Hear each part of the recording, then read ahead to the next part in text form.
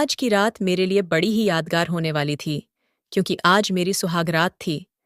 सुहागरात को लेकर मैंने अपने मन में कई अरमान सजाए थे। कॉलेज में अक्सर मेरी सहेलियां मुझे वह सब वीडियो दिखाई करती थीं। तब से ही मैंने अपने दिल में बहुत सारे जज्बात इकट्ठे करके रखे थे कि जब मेरी सुहागरात होगी तो मैं जम के अपनी हसरत पूरी करूंगी। लेकिन आज शायद मेरे अरमान ढलने वाले थे, क्योंकि मेरी शादी मेरे 17 साल के देवर के साथ हो गई। मेरा देवर मेरे पति के मुकाबले काफी ज्यादा हैंडसम था।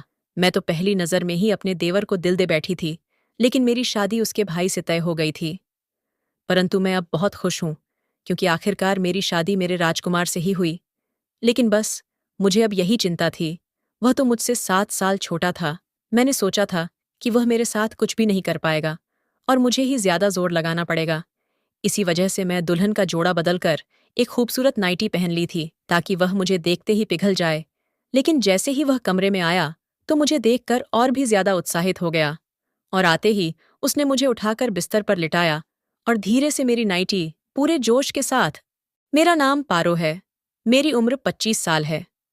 मेरे घर में मेरे मम्मी पापा और मेरी एक छोटी बहन रहती थीं। जब मैं कॉलेज में पढ़ती थी तब मेरी सहेलियां अक्सर मुझे सुहागरात के बारे में बताया करती थीं।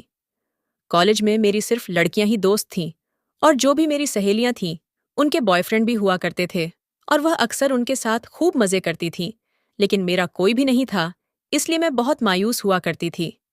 मैं सोचती थी जब मेरी भी शादी होगी तो मैं भी अपने जज्बात पूरे करूंगी, अपने हर अरमान को पूरा करके रहूंगी। माँ बाप ने कॉलेज कंप्लीट करते ही मेरी शादी अपनी सहेली की बेटे के साथ कर दी। मैं अपने माँ बाप की बहुत लाडली थी। मेरा मन मुझसे जो कहता मैं हमेशा वही करती। इसलिए जब उन्होंने लड़के को चुना तो मैं तब भी इनकार नहीं किया। लड़के का नाम किशन था और वह मुंबई में काम करता था। वह दिखने में तो ठीक ठाक था, लेकिन मुझे उसका छोटा भाई बहुत पसंद था। वह दिखने में काफी हैंडसम था और उसका बदन गोरा चिट्टा था। माँ बाप ने मेरी शादी किशन के साथ तय कर दी। किशन के पापा नहीं थे। किशन की मम्मी ने और मेरी मम्मी ने मिलकर शादी की तारीख तय कर दी, क्योंकि वह अपनी दोस्ती को रिश्तेदारी में बदलना चाहती थी। मेरे घर में शादी का माहौल बना हुआ था। घर में पूरी रौनक लगी हुई थी। मेरे अंदर भी बहुत सारी फीलिंग्स दबी हुई थीं। जब मेरी सहेलियों मुझे तैयार करने के लिए आई तो वह लोग फिर से वही सब वीडियो मुझे दिखाने लगी और मुझे समझने लगी कि तुम देख लो, तुम्हें कैसे क्या करना है। मुझे अच्छे तरीके से समझा रही थी, क्योंकि इससे पहले मैंने किसी भी लड़के के साथ कोई भी रिलेशन नहीं रखा था और मुझे इन सब के बारे में ज्यादा नॉलेज भी नहीं थी। वह सब देखकर तो मेरा बहुत मन हो रहा था कि जल्द से जल्द मेरी शादी हो और मैं भी अपने अरमानों को पूरा कर सकूं। मैं आज दुल्हन के जोड़े में बहुत ही ज्यादा खूबसूरत लग रही थी। जो भी मुझे देखा वह मेरी तारीफें कर रहा था, और मैं भी शादी से खुश थी। लेकिन अगर मेरी देवर से शादी होती तो मैं और ज्यादा खुश होती, क्योंकि वह दिखने में काफी ज्यादा ताकतवर भी लगता था। किशन तो उसके मुकाबले पूरा पतला सा था, लेकिन अब क्या ही कह सकते थे। अब शादी तो हो ही रही थी, इसलिए मैं शादी से पीछे भी नहीं हट सकती थी। माँ बाप ने पूरी लगन के साथ शादी का इंतजाम किया था। मैं दुल्हन का जोड़ा पहनकर मंडप पर बैठी हुई थी और अपने पति का इंतजार कर रही थी। लेकिन आखिरी मौके पर मुझे यह खबर सुनने को मिली कि किशन शादी के मंडप से भाग गया है। जब यह खबर मुझे मिली तो मेरे पैरों तले जमीन खिसक गई। मेरी माँ अपनी सहेली को बहुत बुरा भला कह रही थी। वह कहने लगी कि अगर तुम्हारे बेटे को शादी करनी ही नहीं थी तो फिर उसने हाँ क्यों किया। उसने मेरी बेटी की जिंदगी बर्बाद कर दी। मैं चुपचाप साइड पर खड़ी होकर यह सब तमाशा देख रही थी। शादी में आए हुए मेहमानों को इन सब के बारे में अभी कुछ भी नहीं पता था कि दूल्हा शादी से भाग गया है। इसी वजह से मेरी माँ की सहेली ने अपने छोटे बेटे की शादी मुझे तय कर दी। जब उन्होंने ये बात अपने मुंह से कही तो ये सुनते ही मेरे दिल में तो लड्डू फूटने लगे। मैं मन ही मन सोचने लगी कि अच्छा हुआ कि किशन शादी से भाग गया। मेरी सास हमें बताने लगी कि किशन किसी और लड़की को पसंद करता था, लेकिन मेरी सास ने बहुत मना किया कि वह उसे अपने घर की बहू नहीं बनाएंगे। लेकिन उन्हें यह मालूम नहीं था कि उनका बेटा प्यार में इतना अंधा हो जाएगा कि वह शादी की रात ही मंडप छोड़कर भाग जाएगा। मेरे देवर का नाम मनोज था। कद 7 फीट लंबा और बॉडी एकदम फिट थी। वह हमेशा जिम जाता था और अपनी सेहत का बहुत ख्याल रखता था। जब मैं पहली बार देखा था तो तभी मैं मन ही मन सोच रही थी कि काश मेरी शादी मनोज से हो जाए। अब मैं बहुत खुश थी कि आखिरकार मेरा प्यार मुझे मिल ही गया और आज की रात मैं अपने सारे अरमान अपने प्यार से पूरे करूंगी। फिर पंडित को बुलाकर जल्द से जल्द मेरी और मनोज की शादी करवा दी गई। मेरी सहेलियां मुझे कहने लगी कि तूने उस 17 साल के लड़के से शादी क्यों की? उसे अभी सुहागरात के बारे में कुछ भी मालूम नहीं है। वह सुहागरात के रात वह तेरे साथ करेगा क्या? तुम किसी और से शादी कर लेती तो तेरे अरमान भी पूरे हो जाते, क्योंकि शादी की रात हर दुल्हन का ख्वाब होता है कि उसका पति उस पर खूब प्यार लुटाए। लेकिन वह तो बच्चा है, वह कैसे करेगा? मैंने कहा कि तुम लोग चिंता मत करो, अगर उसको नॉलेज नहीं है तो मुझे तो है। तुम लोगों ने मुझे इतना ज्ञान दिया है तो आज मैं उस ज्ञान को जरूर इस्तेमाल करूंगी। मैं खुद ही सब कुछ कर लूंगी। ये सब सुनते ही मेरी सहेलियां खूब जोरों से हंसने लगीं। फिर मैं विदा होकर अपने ससुराल आ गई। ससुराल में मेरी सास ने बहुत अच्छे से मेरा स्वागत किया था। उन्होंने मुझे कोई चीज की कमी महसूस नहीं होने दी। सुहागरात की रात कमरे में जाते वक्त मेरी सास ने मुझे एक दूध का भी ग्लास दिया था।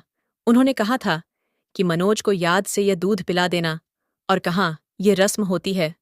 शादीशुदा जोड़े को सुहागरात की रात दूध दिया जाता है ताकि उनमें ताकत आए। यह सुनते ही मुझे थोड़ा शर्म आने लगी थी। मैं सास की बातों का मतलब अच्छे से समझ गई थी। फिर वह मुझसे माफी भी मांगने लगी कि उनके बड़े बेटे किशन ने जो आज किया वह बहुत गलत था। लेकिन मैंने उन्हें कहा कि माँ जी, आप माफी मत मांगे, जो होता है अच्छे के लिए होता है। देखिए किशन, बेशक शादी से भाग गए, लेकिन फिर भी तो मैं आपके घर की बहू बनी हूं। ये सुनते ही मेरी सास मुस्कुराने लगी और मुझे दुआएं देने लगी। मैं वह दूध का ग्लास लेकर कमरे में आ गई। कमरे में आते ही मैंने कमरे को अच्छे से देखा। हर जगह मनोज की तस्वीर लगी हुई थी। वह तस्वीर में भी इतना हैंडसम लग रहा था कि कोई भी उसका दीवाना हो जाता। मैंने दूध को टेबल पर रख दिया और फिर दुल्हन के जोड़े में बेड पर आकर बैठ गई और फिर सोचने लगी कि मैं कैसे मनोज को अपने प्यार का इजहार करूंगी। मैं दोस्तों की दिखाई हुई वीडियो को भी सोच रही थी, क्योंकि शुरुआत तो मुझे ही करनी थी। पता नहीं मनोज को उन सब के बारे में मालूम भी है कि नहीं, कैसे क्या करते हैं। मेरे दिल में कई अरमान थे।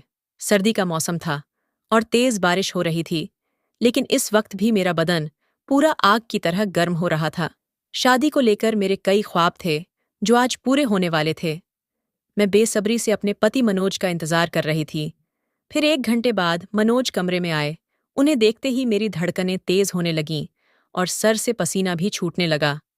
वह धीरे से मेरे करीब आए और मेरे बगल में बैठकर कहने लगे, गूंजन, आज तुम थक गई होगी तो जाकर तुम थोड़ा आराम कर लो।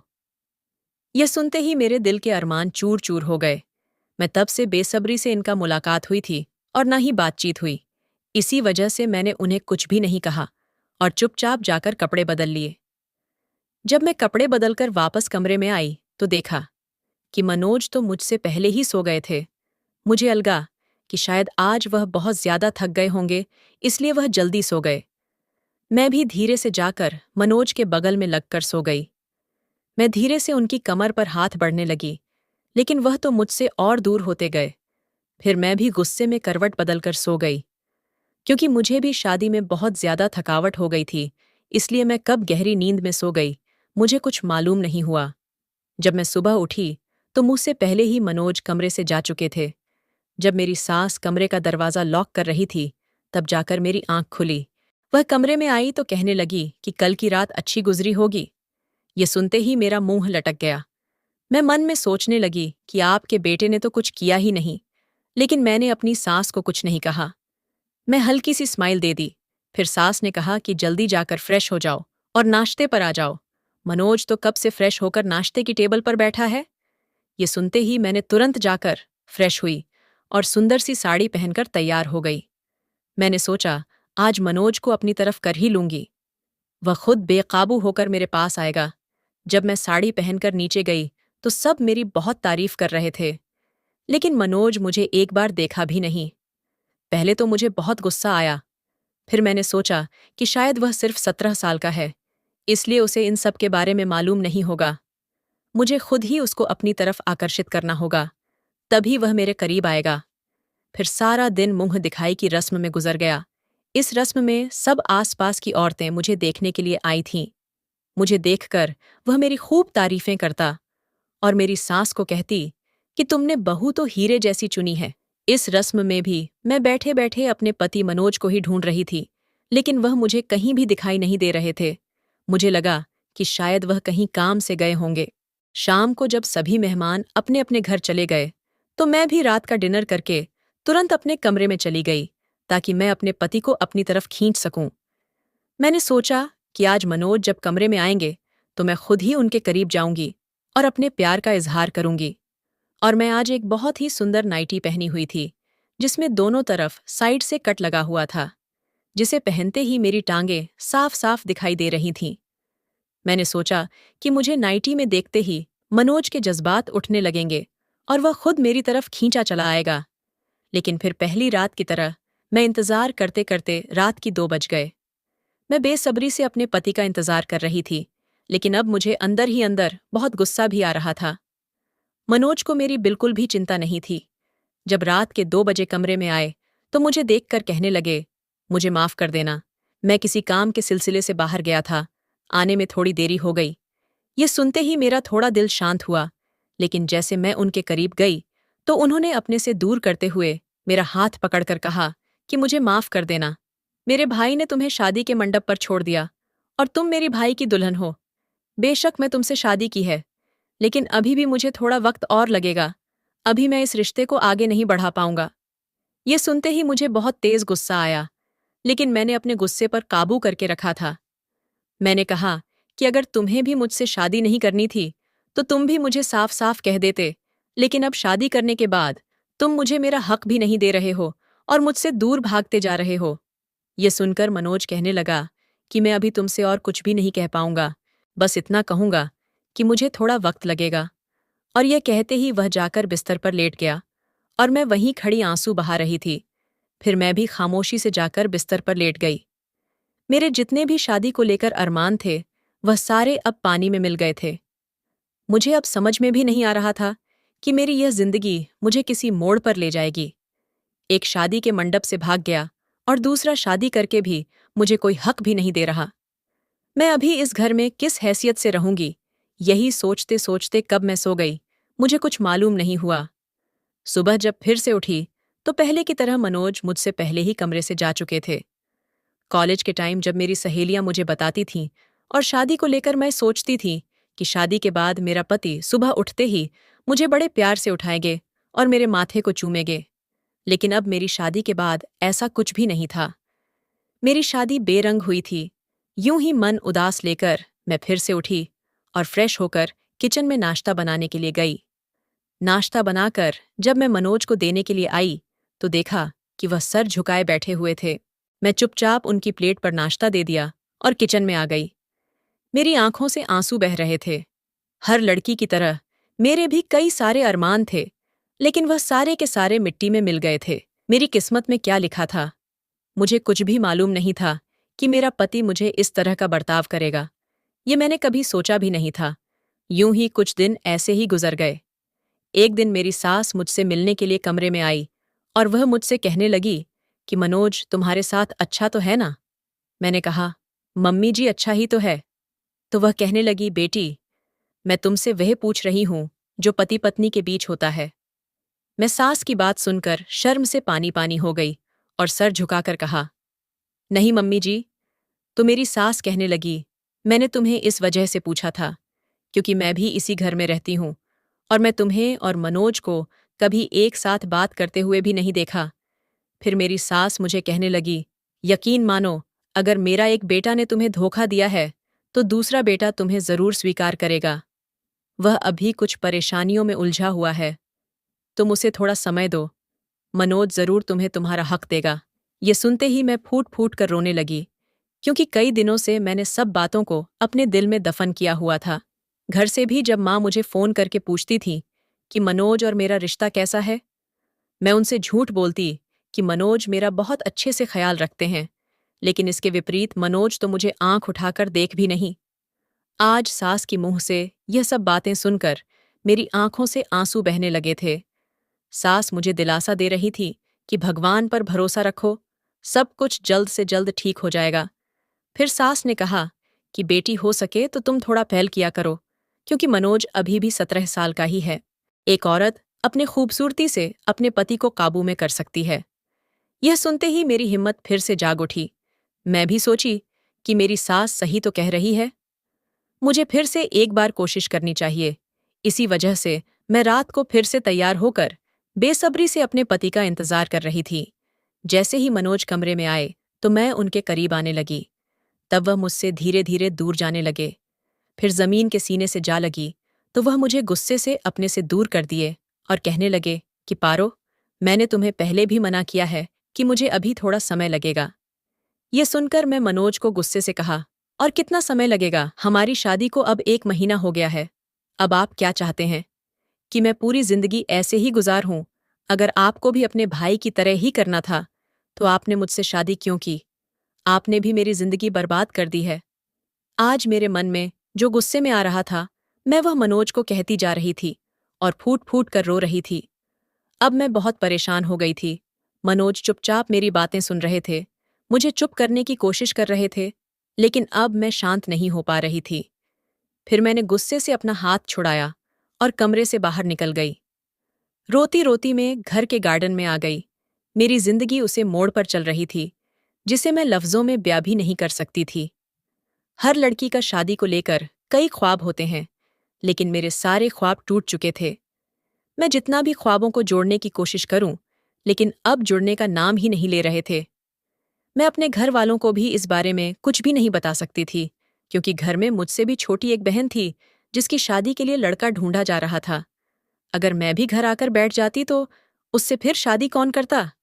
यही सोचते सोचते मैंने अपने दिल को मजबूत किया कि मैं अब दोबारा मनोज के करीब नहीं जाऊंगी। जब उसे मेरे प्यार की कदर होगी तभी मैं उससे बात करूंगी, क्योंकि रिश्ता सिर्फ 2 लोगों से जुड़ता है। अगर एक ही आदमी बार बार कोशिश करता रहे तो वह रिश्ता जुड़ने पर भी नहीं जुड़ता। यही सोचकर मैं चुपचाप अपने कमरे की तरफ कदम बढ़ाने लगी। जब मैं कमरे में गई तो देखा मनोज तो सोफे पर सोए हुए थे। ये देखकर मेरी आंखों में फिर से आंसू बहने लगे, लेकिन मैंने अपने आप को बहुत संभाला हुआ था और चुपचाप जाकर बिस्तर पर अकेली लेट गई। बिस्तर पर लेटे लेटे उन बातों को सोच रही थी जो अक्सर कॉलेज में सहेलियां मुझे बताया करती थीं। इतने अच्छे अच्छे अरमान मैंने सोचे थे, लेकिन कुछ भी पूरा नहीं हुआ। यही सोचते हुए कब मेरी आंख लग गई, कुछ मालूम नहीं। इसी तरह मेरी शादी को अब 2 महीने गुजर चुके थे। फिर एक दिन मैं रात को बर्तन धोकर कमरे में सोने के लिए जाने लगी। जब मैं कमरे के अंदर दाखिल हुई तो देखा मनोज कमरे में कुछ परेशान लग रहे थे, लेकिन मैंने उनसे कुछ भी नहीं पूछा। फिर मैंने उन्हें देखा कि उनका फोन बज रहा था। जब फोन पर बात कर रहे थे तब भी वह गुस्से से किसी से बात कर रहे थे और बात करते करते वह बालकनी में चले गए। तब मैं उनकी बात नहीं सुन पाई कि आखिर वह किससे बात कर रहे हैं। मुझे अंदर ही अंदर अब डर सताने लगा कि कहीं मनोज का भी किसी और लड़की के साथ चक्कर तो नहीं, जिसकी वजह से वह कभी मेरे करीब ही नहीं आए। शायद वह लड़की आज गुस्से में मनोज को फोन कर रही होगी, या फिर उनका झगड़ा हो गया होगा। यही कुछ सोचकर मेरे दिल की धड़कनें अब बढ़ने लगी थीं। अब मेरे माथे से पसीने छूटने लगे थे। फिर मैं तुरंत भागकर अपनी सास के कमरे में गई और उन्हें यह सारी खबर सुनाई। ये सुनकर वह भी चिंतित होने लगी। फिर उन्होंने मुझे एक बात कही कि बहू, आज मैं तुमसे एक बात पूछूंगी, तुम्हें आज मुझे सच सच बताना होगा। ये सुनते ही मैं बड़ी बेसब्री से उनकी आंखों को देख रही थी। जो सवाल वह करने वाली थी वह मुझे भी समझ में आ रहा था। मैंने कहा कि माँ जी, आप जो पूछेंगी मैं आपको सच्ची बताऊंगी। फिर मेरी सास ने कहा कि क्या मनोज अभी भी तुम्हारे करीब नहीं आया? क्या तुम लोगों ने पति पत्नी वाला संबंध नहीं बनाया? ये सुनते ही मेरे तो पसीने छूटने लगे। शर्म से मेरी आंखें नीची हो गईं।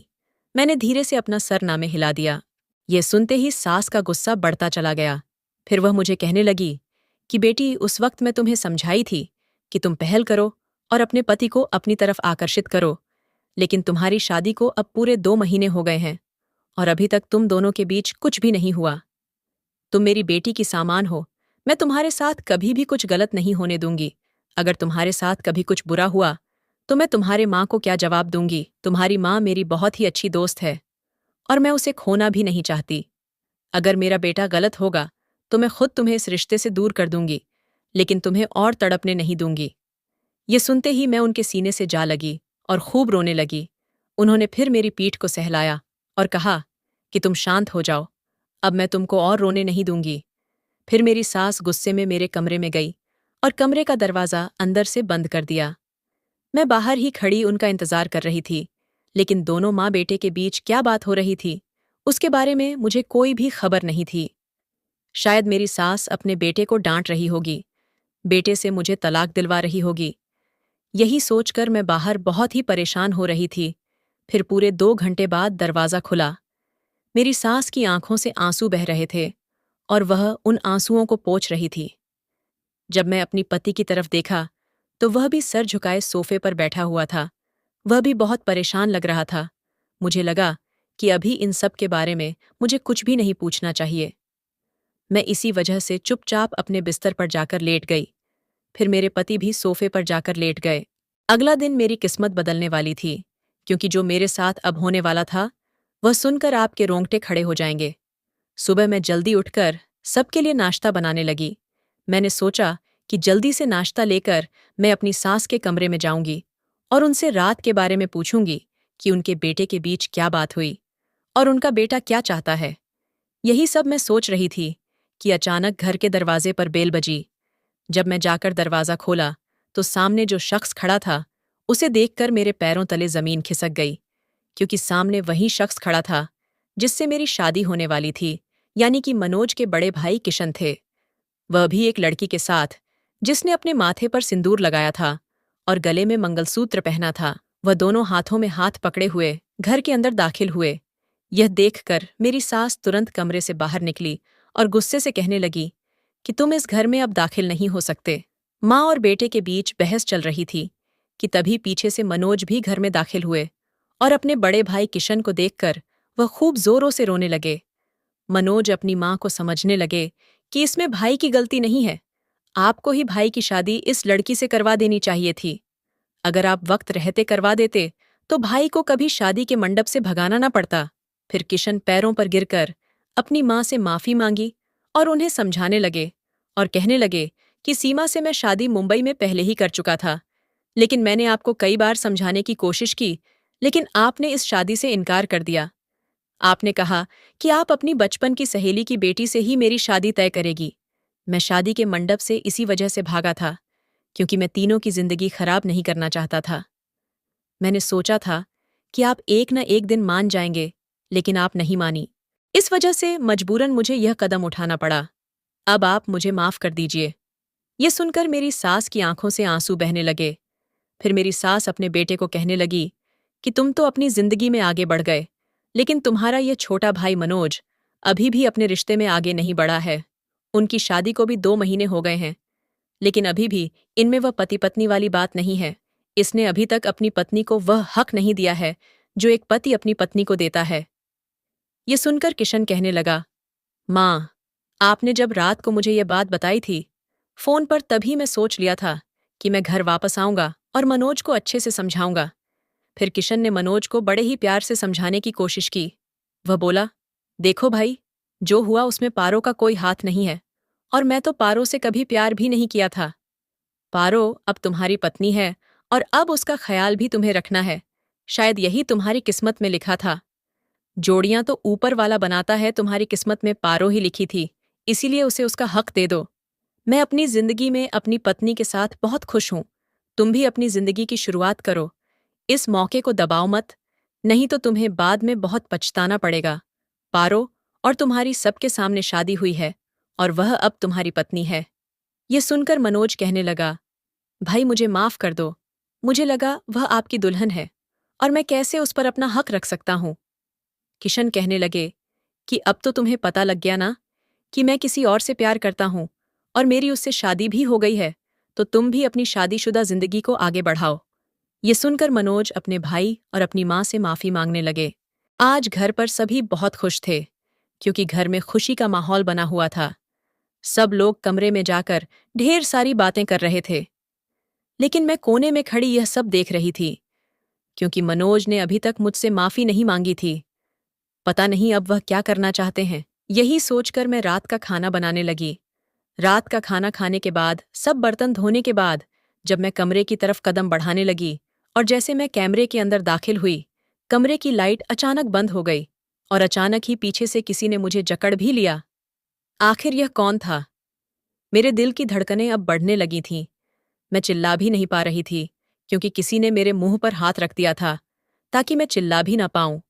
और जब मुझे धीरे से पकड़कर बेड पर बिठाया और कमरे की लाइट ऑन की तो सामने जो शख्स था, उसे देखकर तो मैं हैरान रह गई, क्योंकि सामने वह शख्स मौजूद था जिसका मैं बेसब्री से 2 महीने से इंतजार कर रही थी, यानी कि मेरे पति मनोज थे। जब मैं कमरे में इधर उधर देखा तो कमरे को बहुत अच्छे से सजाया गया था। आज यह कमरा सुहागरात जैसा कमरा लग रहा था। हर जगह फूल ही फूल थे। यह सब देखकर मैं बहुत खुश हो रही थी, लेकिन मुझे एक तरफ बहुत गुस्सा भी आ रहा था, क्योंकि पिछले 2 महीने से जो मेरी जिंदगी थी, वह मुझसे बेहतर कोई जान नहीं सकता है। मनोज मेरा हाथ पकड़कर मुझे कहने लगे कि पारो, मुझे माफ कर दो। मैंने तुम्हारे साथ जो किया उसके लिए तहे दिल से माफी मांगता हूँ और बहुत शर्मिंदा भी हूँ।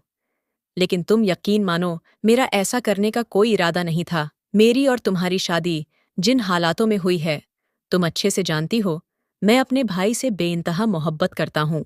जब मेरे भाई मंडप छोड़कर चले गए तो मैंने तुमसे शादी की, तो यही सोचा था कि एक न एक दिन भाई तुमसे फिर से शादी करेंगे, और मैं कभी भी भाई की कोई चीज़ पर निगाह नहीं डालता। लेकिन आज जब भाई ने खुद से कहा कि वह किसी और से मोहब्बत करते हैं और उससे शादी भी कर चुके हैं, तब मुझे समझ में आ गया कि मैंने कितनी बड़ी गलती की है। प्लीज़ मुझे तुम माफ़ कर दो। जो समय बीत गया मैं उसे दोबारा नहीं ला सकता, लेकिन मैं इन पलों को और बेहतरीन बना सकता हूँ। मनोज की मानफी और आंसू देखकर मेरा भी दिल पसीज गया था। मैंने भी उन्हें दिल से माफ़ कर दिया। फिर मनोज ने लाइट बंद करके जो मेरे साथ किया, वह कभी मैंने सपने में भी नहीं सोचा था। मैं नहीं जानती थी मनोज में इतनी ताकत है। मुझे लगा था कि शादी की रात मुझे ही सब कुछ करना पड़ेगा, लेकिन आज की रात उससे भी अलग थी, जो मैं लफ्ज़ों में बयां नहीं कर सकती। मनोज ने मुझे बिस्तर से उठने तक नहीं दिया। खूब प्यार लुटाया, जो प्यार कभी मैंने देखी भी नहीं थी। लेकिन आज मैं बहुत खुश थी। मेरे सारे अरमान अब पूरे हो रहे थे। जिस वक्त का मैं बेसब्री से इंतजार कर रही थी, आज वह दिन आ ही गया था। आज की रात बड़ी दर्द और प्यार भरी थी। अब मैं अपनी जिंदगी में बहुत खुश हूँ। मेरी शादी को पूरे 2 साल भी गुजर चुके और मेरे 2 प्यारे प्यारे से बच्चे भी हैं। अब मैं अपनी फैमिली के साथ एक अच्छी जिंदगी जी रही हूँ।